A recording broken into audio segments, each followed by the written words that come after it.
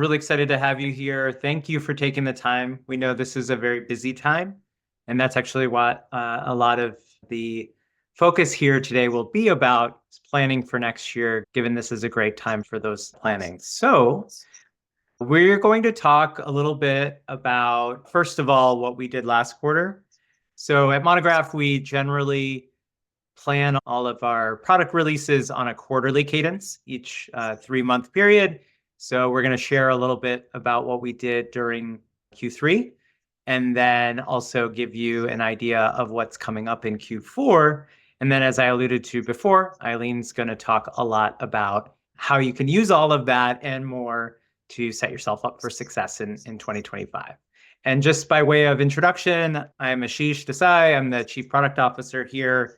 That means that I head up the product and design teams, which, if you're familiar with technology companies, generally means we're the ones that help with prioritization of the problems and identifying what the problems are, as well as how to solve them. So really enjoy both sharing these solutions here, but also hearing back from you on what are the most important things we can tackle next. And I'm going to hand it over to Ailyn to introduce herself. Thank you. And I'm Ailyn Mendoza. I'm VP of Customer Experience at Monograph. I work really closely with Ashish because part of my team's responsibility is making sure that we are coaching you, that we're providing the right support, the right onboarding, and that everything is tailored across the different features that we are releasing to making sure that we are supporting you. So later on, you'll get to hear me on my soapbox about things that you need to do for 2025 to get all set up. Awesome. And before we get too far into it, I just wanted to remind everyone, we are constantly trying to improve our platform. So I think we're very proud of that, but we also realize that sometimes it can be hard to stay up to date on everything. I'm really happy that you've joined this webinar. If you ever miss a webinar, we do these every quarter and they're all published on YouTube. We also send out quarterly emails from Robert, our CEO, that summarizes a lot of the same content. If you haven't received those, like we sent one about less than a month ago, let us know. You might be opted out or something else. And if you want to receive those, just send in a message to support and ask for that. And finally, in the application itself, you'll see a what's new button in the left nav, and that always gives you everything that we've been launching, or at least the main features that we believe are important for you to know about. We're constantly improving behind the scenes, but those are the kind of key things. Great.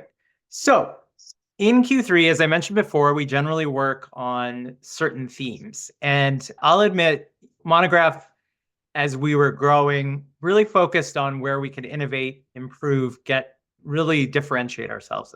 And what that did mean, actually, is that oftentimes we didn't necessarily prioritize some kind of basic, I don't want to call them basic, but maybe expected features. And so in this quarter, we decided to close some of those time and expense gaps, some of the things that maybe those of you that have been around for a while have frankly just been a little frustrated that we haven't had. We're excited that we were able to get to a bunch of those. I'm going to show you this live because I think it's always a little easier to see in the app. We have made a bunch of improvements to the time off feature that we launched late last year, rate-based expenses, or you might know that better as a mileage calculator, basically a way to submit expenses not just in dollars, but in units.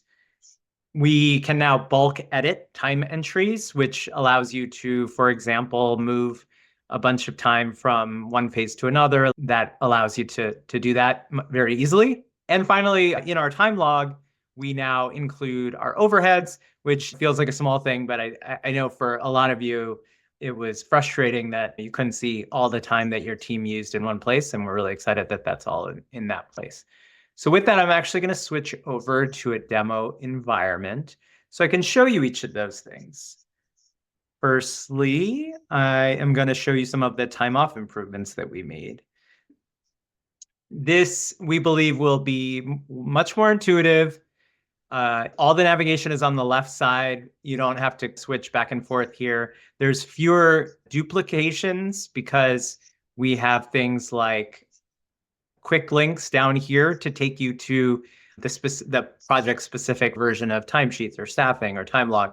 So we recognize that anytime you change navigation or change the way that you're using a tool, it's going to be a bit of an adjustment period, but we are really excited about having a much simpler and more intuitive experience.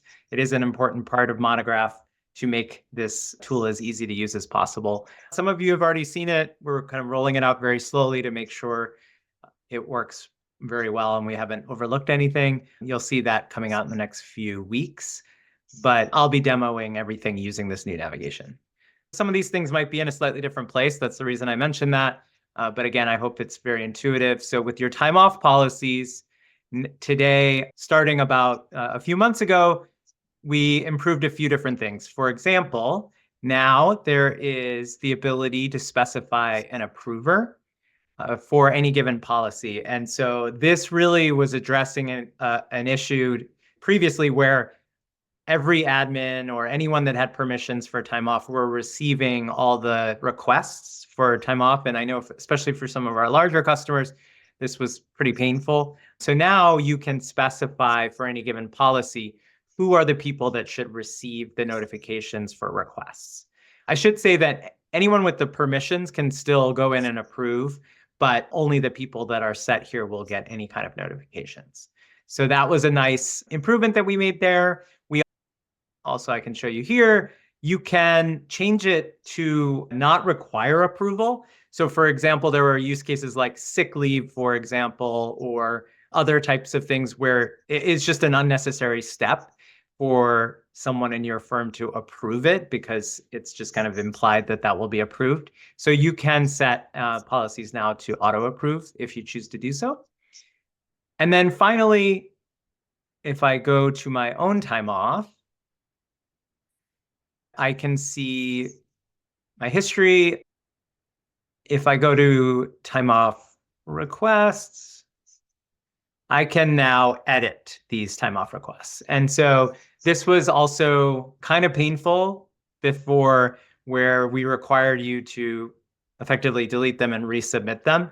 Now you can go back and edit them. And we've heard many times that oftentimes someone was planning to take X amount of days off or X amount of hours off, and then something changed. And so now you can go back and edit those. So again, all of these nice quality of life improvements, I wouldn't say any given one was groundbreaking, but I think taken together, these were the main things that we heard that were challenges with using time off. And we hope that all of you can use that. And I know Ailyn's going to talk a little bit about how you might think about that in 2025. Great. So now I'm going to shift over to time log for two things that I mentioned earlier. So number one, hopefully this is just nice and intuitive, how it probably always should have been, but now it's there. You can now see your overhead hours in the time log. This is the record of all of your time for all of your employees, and now that's available and includes all overhead. So that's right here. I think I submitted some time yesterday that was overhead. So here's an example of marketing activities. And so you'll see it in the list. This column is now projects or overheads. And obviously, if it is an overhead, some of these columns don't make sense, but you can have all that information. More excitingly, I think, or at least in my opinion, is our bulk editing. So on this same time log, you can see this edit time entries, and you can edit here. And now, pretty easily, I would hope, you can search for any given entries that you're looking for. Live demos. Shouldn't have done that. Okay, let's do something easier. Oh, man. Side development. Okay, there we go. So I'm going to look for all my DD stuff over this period of time. And I realized these all should have been in SD instead, or maybe Claire's and Erica's should have been in SD. So I can basically say, all right, well, I want to actually move this to another phase. And so I'm going to, I don't remember what project that was, but that's fine. I'm going to move it to SD instead. And then you'll get a message just confirming that I'm going to move these 13 hours. Is that okay? So I'm not going to do that in this case because I don't want to mess up this demo data, but that hopefully get a sense of exactly what you can do here. Again, the use cases could be that either an employee put in the wrong activity, put it in the wrong role, or, I think the most common thing we've heard is we had an ad services. And so we want to take some subset of a phase's hours and move them to a new phase as an ad service. So being able to do that really easily is the intent here. So I'm going to get out of here. And then finally, I'm going to remind myself, oh yeah, mileage calculator. Okay, so expenses. We did a few different things that you've probably noticed already. One is our expenses used to be with our time. And to be honest, it wasn't particularly intuitive for anyone, but was just kind of a feature of how things worked. You can still, when you're putting in your time, you'll have links to expenses, but we have separated out expenses into their own area, which, again, I think is more intuitive. And now when you submit a new expense, you can choose a category that has rates. So mileage is the most common that we've heard. Printing might be another one where you want to have a per color print rate. And so then I could show you in a second where you set that up. But basically, for the end user, it's pretty easy. If I choose a category that has rates set up, then I just pick a rate. And so again, you might have, for mileage, you might have 2024, 2025. Those rates can change every year. So you can pick that rate and pick a quantity. And for your end user, it's really easy. You've removed any kind of chance for mistake, or at least dramatically reduced any chances for mistakes. You can also submit on behalf of other employees if you have admin privileges. We've also heard that that's something that people want to do for various reasons. So that's now supported.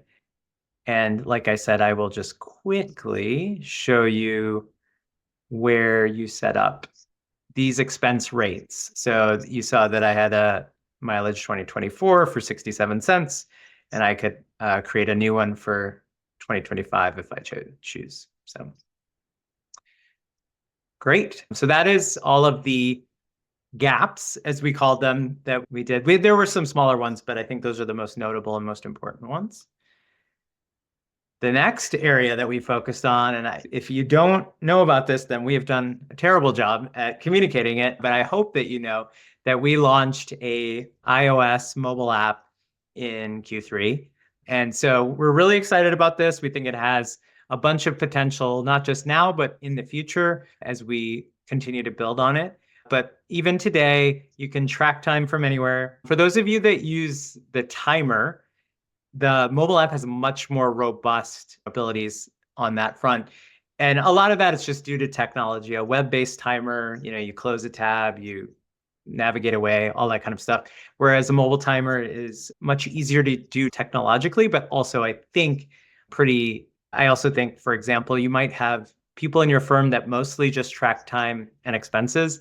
In those cases, they could just have a mobile app and nothing else. They wouldn't even need to visit Monograph on a desktop. So I think our goal is always to help you help your team be more effective and provide more accurate data. And so I think this hits all of those. Similar to our desktop, the staffing hours that you put in will auto-populate to make it really easy.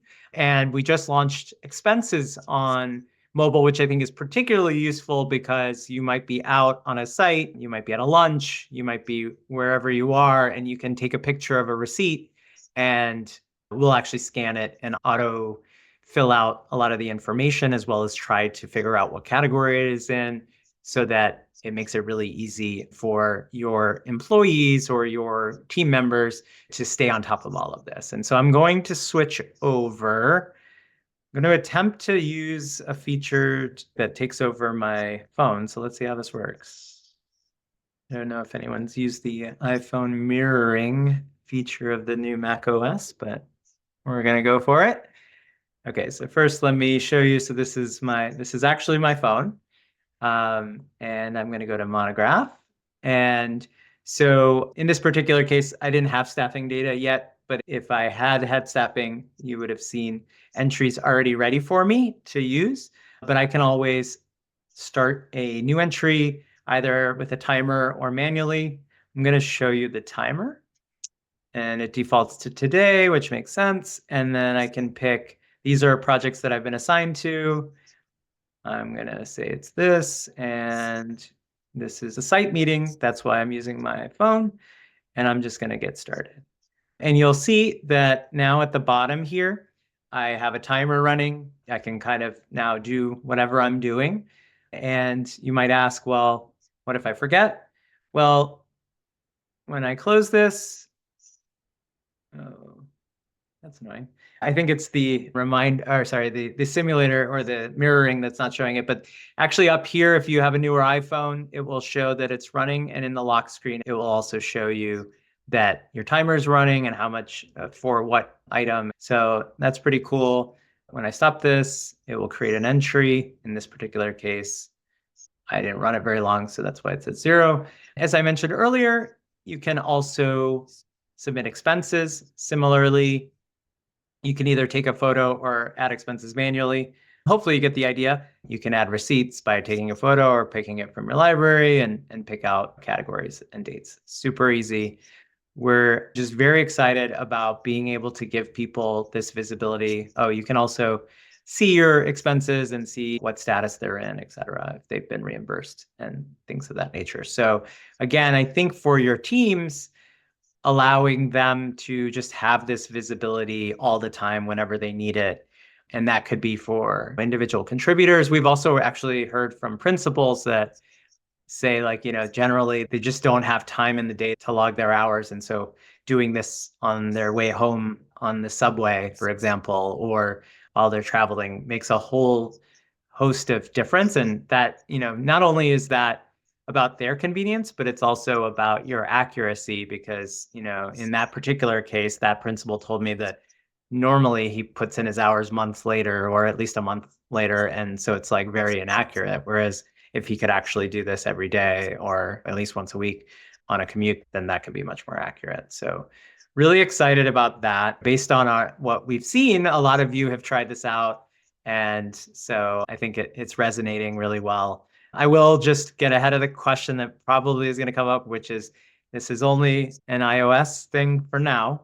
The vast majority of you use iOS over Android, but we definitely are keeping in mind Android in the future. Also, the way that Apple works is this is limited to North America for now as well, but we'll expand upon that over time. Okay, great. And then finally, and then I will hand it over to Ailyn, who will give you all the goodies about how to take all this information. I am just going to give you a quick preview of Q4. So we have two themes in Q4. One is about consultant collaboration and how you guys collaborate with them. I think this is a very big undertaking and a very big vision that we have here, where we're starting to help you collaborate with other folks in these projects. What we are working on now is the ability for you to invite consultants to collaborate into your projects. And what that means is you invite them and they can see they can see and interact with you. So they'll be able to see schedules, collaborate on tasks. So you can assign them tasks and they can comment on them and you'll see that. And they can upload bills and you'll be able to pay those and interact with them. And then going forward, this is a very large project. So we are working on this currently. We'll continue to do it in 2025 with other features allowing you to work really effectively with your consultants. Our entire goal is to cut out a lot of the overhead that goes with your communication with them and give them insight into where things are, as well as ensure that bills are being paid on time, that you minimize all the bookkeeping associated with that, et cetera. So it's a pretty lofty goal. I think we're on pace for that. We have some of you that have been really kind in telling us the pain points here. And if anyone else would like to join or give more feedback on this area, we'd love to hear more. But really excited about this and more to come. And then, this might be like, oh God, another company saying we're going to use AI, right?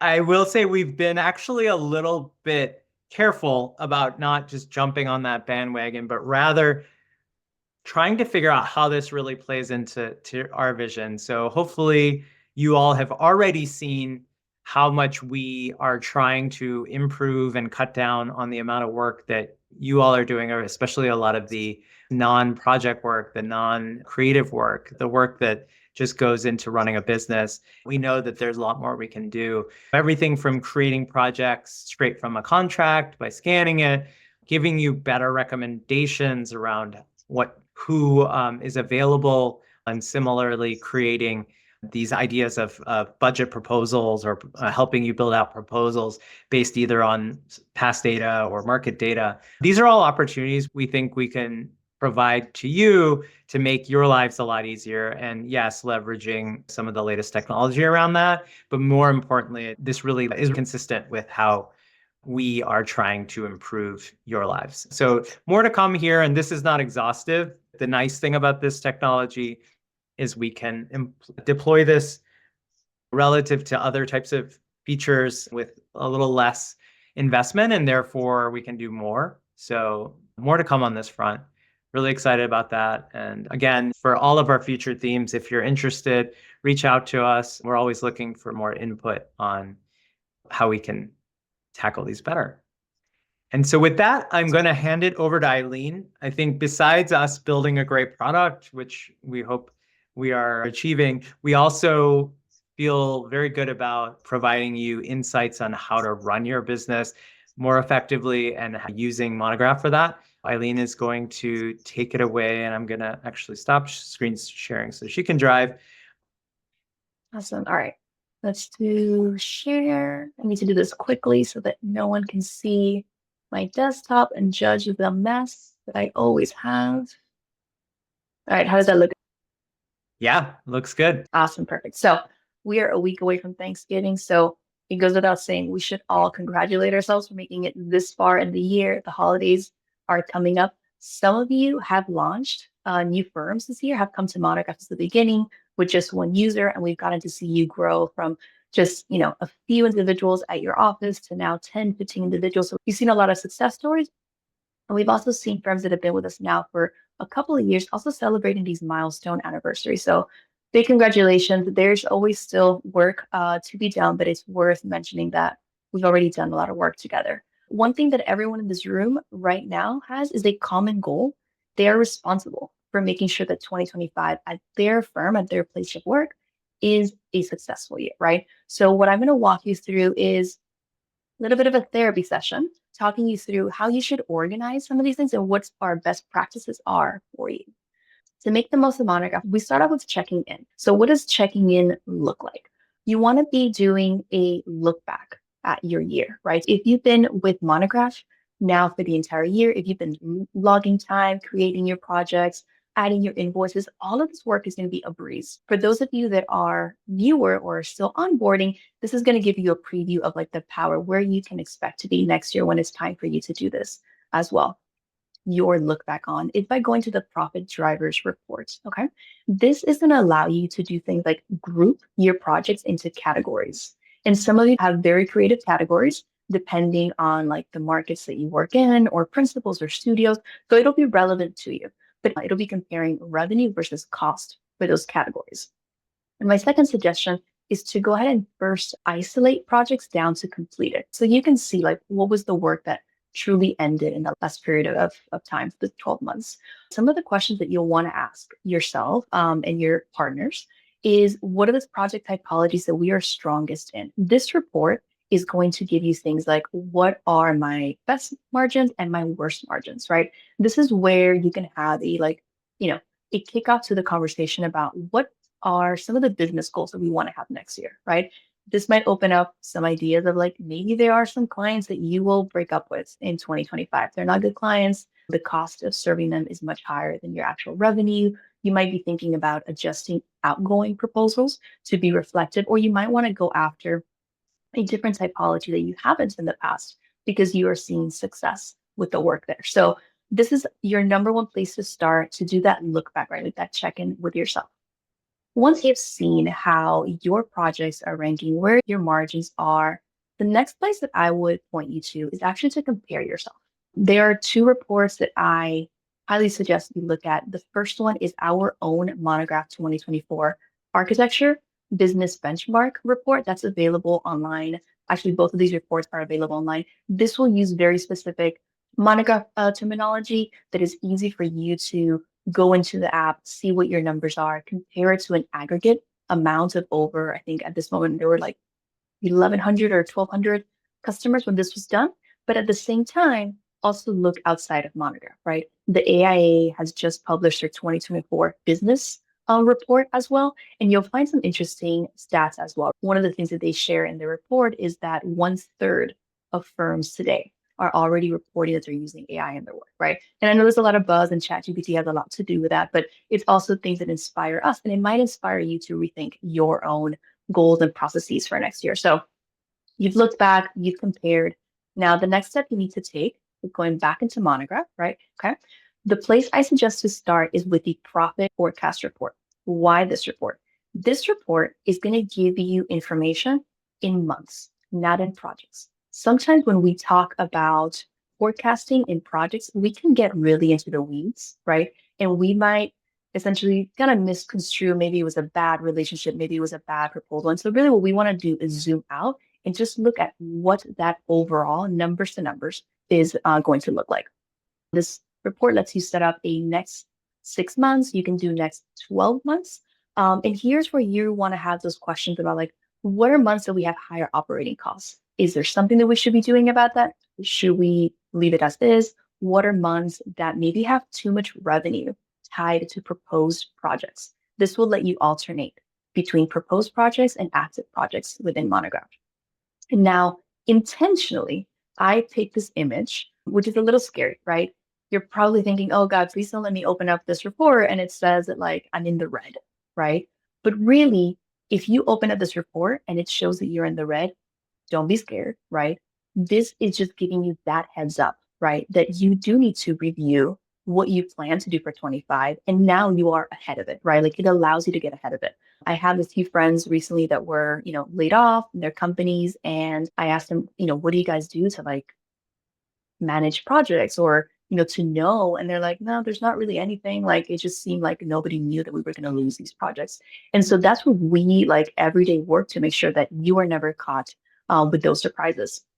So again, here with this report, you start to look ahead, right? You continue to do the retrospective into the company, your post-occupancy study. You're going to want to use this information to look at, do we need to adjust any operating costs? Do we need to seek more work out in certain months? It's also a great place to be able to have some hiring and compensation conversations, right? So it's like, you can see this information here, you know when money is coming in, when months might be tighter, and they can guide you in that as well. Plus, hovering over any one of these is going to open up this little pop-up. It'll give you a breakdown of all the information, again, that we know. All right. So you've done your initial audit, you've compared yourself, you started to plan ahead from a financial side, but you also need to look ahead on a people side. The tool that we recommend for doing this is the staffing. So under staffing, there is a people view, which is what you see here. This allows you to really quickly have a lay of the land over the next 12 months on what are we doing on capacity, right? So the things that you are looking for here are where is there overcapacity, right? So overcapacity are those reds, right? Is it intentional overcapacity? Maybe there's overcapacity because you have someone who's going on leave. You know that, and those hours have been redirected.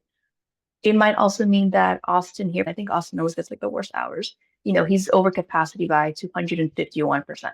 We don't want that to be Austin in March. So it gives you an opportunity to begin to address that, make those adjustments. There might be moments that you say, hey, I actually want my team to be just a little bit over capacity at 116, because we do have a lot of work that's in proposals. And so that helps me make sure that we're doing, well. It might also open up a conversation about hiring, right? Whether you need to have more summer interns, spring break interns, full-time, and so forth. Now, with all that information, here is where we start to get into the nitty-gritty of like, what are some adjustments that you need to be doing or consider doing, right? Again, the audience here, we have 157 of you in the audience representing a pretty wide range of firms. So everything that I'll show you, if you are a smaller firm, you might have lighter ways of doing this. you're a larger firm, you might be doing this already more frequently. You might be doing this once a quarter, or you might also have a more in-depth way of doing it. But these are kind of the minimum things that you want to be thinking about frequently. All right. So first off, this is for all my owners, principals, and admins who are responsible for firm performance. Earlier, we launched a brand new dashboard, right? That gives you fantastic insights into your company in a way that is really digestible. The moment you open Monograph, this dashboard is going to show up. If when you open Monograph, it does not look like this for you, right? It means that there are areas that need your attention that you need to finish setting up. It'll first warn you of like, hey, you haven't set up your staffing or you haven't set up your utilization rate, and it'll take you directly. It'll guide you exactly, right? So it might just take a few tweaks. Otherwise, it should start to look like this. So me as a firm owner, I can show up, I can look at all my information and I say, ooh, that's a little bit of a concern. We're only at 59% for our firm capacity, right? We only have these hours assigned. We need to get a higher number. Maybe we need to be at 80% capacity, 90% capacity. So this is really important. This is a long page, so I have the screenshots below. It will also highlight for you moments where you need to look at projects that have phases that are going over budget. It will warn you about the ones that are trending to go over budget. So these are the ones that you want to interject immediately. It'll highlight those people for you as well. This gives you that command center view. My advice, if you aren't checking it at least once a week, a calendar invite while you're having your Friday morning coffee. It's going to take you 10 minutes to enjoy a nice coffee. You get to look at Monograph, and that way you're never really caught off guard and you can have a full view into your firm's performance. Next, admins, my favorite people because they have so much stuff that they need to do to make sure that everything is operating well. So as an admin, some of the key things that you're responsible for typically around this time of the year is planning for staff changes. And I don't just mean who is leaving, who is going, all that kind of stuff. We're talking about compensation changes if they are known, but also any changes to the billable rates, right? These are two things that you can schedule ahead. You don't have to wait till January 1st to do this if you already know the information. You can do it during those like kind of lull weeks that we have in December. So the first one with compensation, go into your team's profiles. If you know that there's a compensation adjustment, click on compensation adjustment. It'll open up a little model. You can enter the new amount. You can also make adjustments to things like they are part-time and they're now going to be full-time, or their hourly rate changes, and it will schedule that. So again, you can set and forget and just check that off your list. The same thing goes for your scheduled billable rate increases, right? Hopefully, I think most firms that I work at typically increase their rates in January, the beginning of the year. Hopefully that is you as well. You've had a good year and you are able to increase your rates as well. What you want to do is go into your billable rates table in your settings, right? You don't want to create a new billable rate. You just want to adjust the existing one. So you would click here in this example, like this is my standard rate for a project architect. Then I can go ahead and add that rate change, and I can go ahead and leave that scheduled. Another important one is time off policies. So Ashish just showcased some of the new things that we did to improve the time off policies. We did that in anticipation of the fact that most companies review their benefits and might start new benefits at the beginning of the year. So now would be the time to go into those policies, make sure that they're still accurate, or also that you are including any new benefits, right? I wanted to give the example here of perhaps now this year, you are offering a family leave benefit, right? You can add that there. You can add, if it's a required approval, perhaps you're offering time for your team to do their tests, anything of that nature, but you can go ahead and make these adjustments as well. All right. This one is for admins and project managers because sometimes it can be both of them working together. The absolute most important thing that I will need you to do in Monograph is to review your projects, right?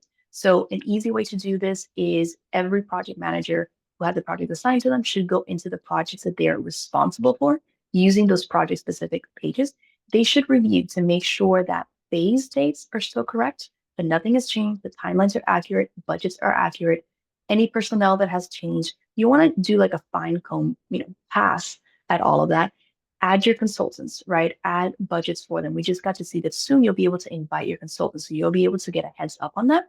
And I say this in the nicest way possible, but please, if the information that you add to your projects is incorrect, the information that we will give you back will be incorrect. We only know so much, right? And even when we have like AI capabilities, we are looking to you to give us guidance on, did you get that project? Did that timeline get extended? Without that information, your reports are not going to be accurate. And we usually end up doing a lot of troubleshooting sessions where we find that actually it's just the information in the project that's not fully accurate. So again, I can't stress how important this information is. And you don't have to be in here all the time. Just, when key information changes, primarily timelines, phases, or anything that's like a major milestone. All right. So we checked in a little bit. We talked about adjustments. Now that you have this pretty good foundation on reviewing your business, knowing the areas that you need to review. Again, if you've been with us for a while, some of these are going to be a breeze. You might have more adjustments as you prepare for your first year. This is also a fantastic time to review new workflows that if you haven't adopted yet, now is a great time to adopt. So the first one that I will talk about is having your invoices in Monograph. Many of you that join us about halfway through the year have some hesitancy to move invoices over to Monograph because you are concerned that your client is not going to do well with a mid-year invoice structure change, or you're just kind of hesitant. You want to close out the system that you are so that you have one full year there.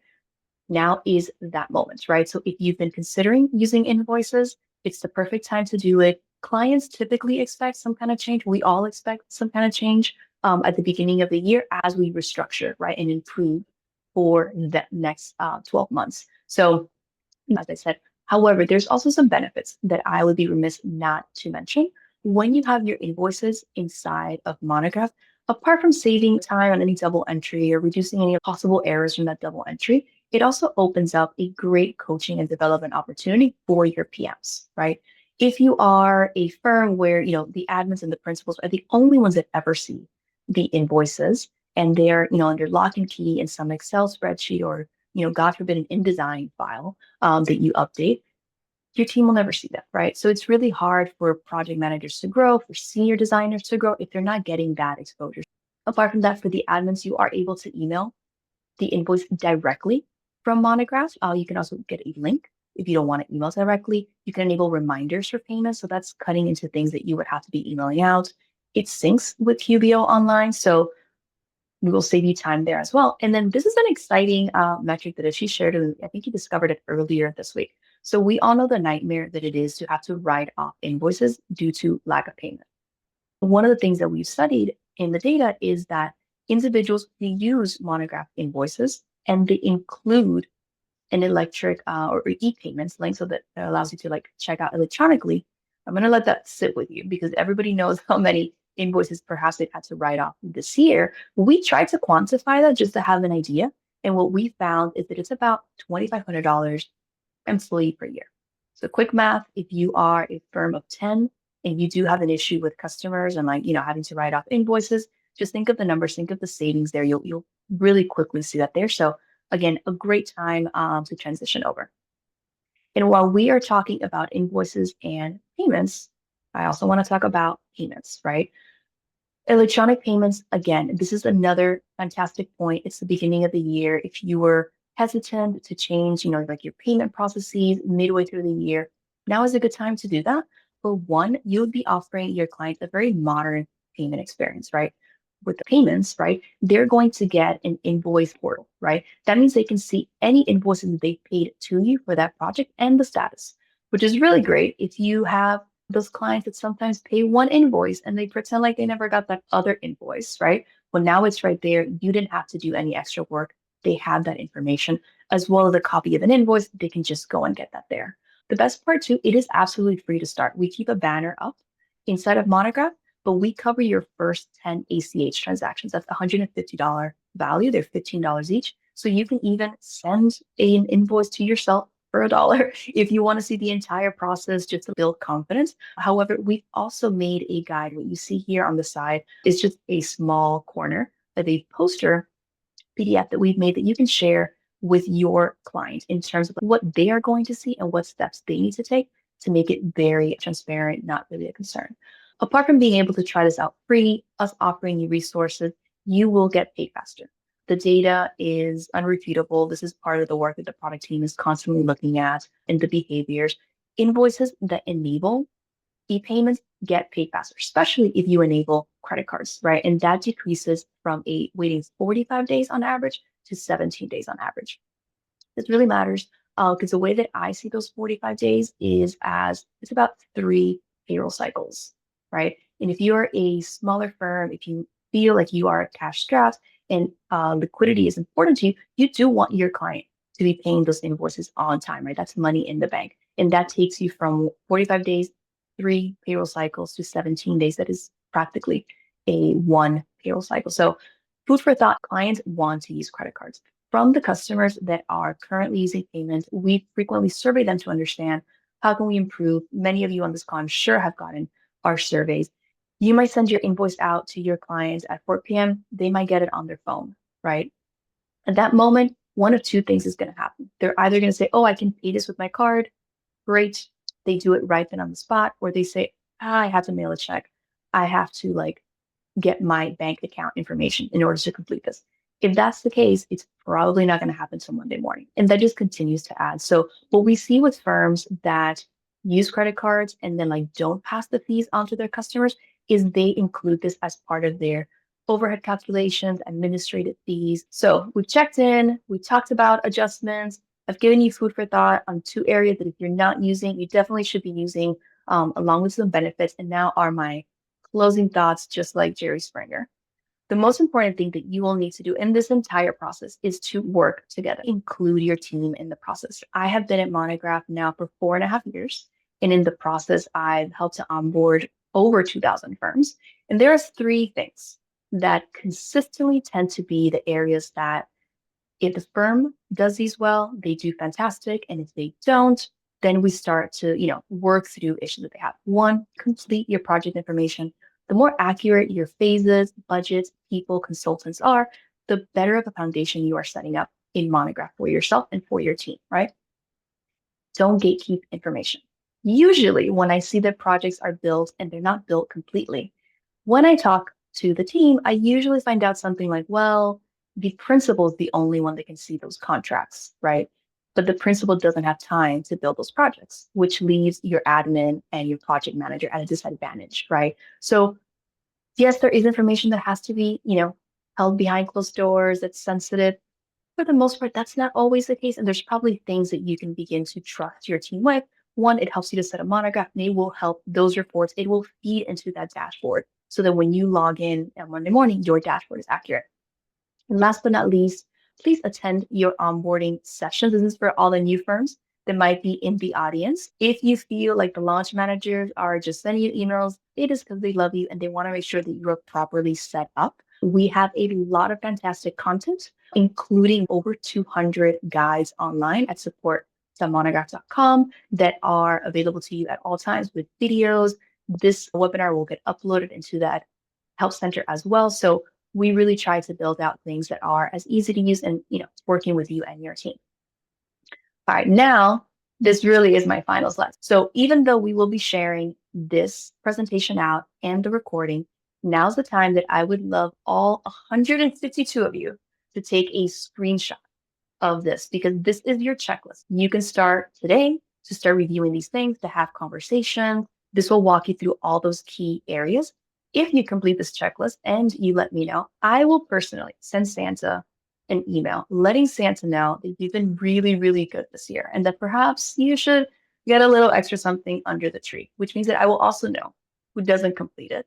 And, Santa recently moved into my neighborhood in Miami due to, global warming and all that. So he's a friend. I talk to him all the time. All right. But seriously, all jokes aside, take a screenshot of this. That way you can get started while we prepare the recording and move on. So. All right, I think this brings us over to our poll. I know behind the scenes, Ashish has been answering questions and queuing up some questions for us to answer live while I give him a moment to finish that and also for me to catch my breath. Let me see. All right, I'm going to launch this now. I'd love for you to tell me after everything you've heard, which emoji best represents how you feel about tackling 2025. Are you feeling ready? You're thinking about it, you're feeling overwhelmed, but you know that you got this. Would love to get a sense of that. I can also think about preparing additional information if necessary for the teams. All right, I like where this is going. Ooh, right now they are split. I'm on the edge of my seat, and we got 80 people that have voted. There's 148 of you out there right now. So I need to see some more votes. We need to get to at least 100. There we go. We're getting close. I will also know who didn't vote, by the way. Going back to my Santa conversation. Okay, let's see. Yeah, okay. We got over 100. That's perfect. So I'm going to go ahead and end the poll.